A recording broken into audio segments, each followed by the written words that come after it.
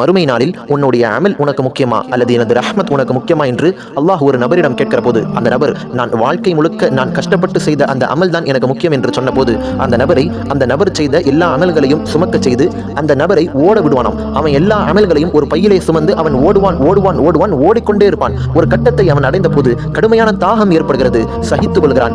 மீண்டும் ஓடுகிறான் ஓடிக்கொண்டே இருக்கிறான். ஒரு எல்லையை அவன் அடைந்த போது ஒரு கிளாஸ் தண்ணி இல்லை அப்படின்னா என்னுடைய உயிர் போகிவிடும் என்கிற ஒரு மோசமான நிலை அவனை அடைகிறது. மீண்டும் ஓடுகிறான் ஓடிக்கொண்டே இருக்கிறான். கடைசியில அங்க ஒரு நபர் ஒரு கிளாஸ்ல தண்ணியை வச்சுட்டு நிக்கிறத பார்க்கறான்.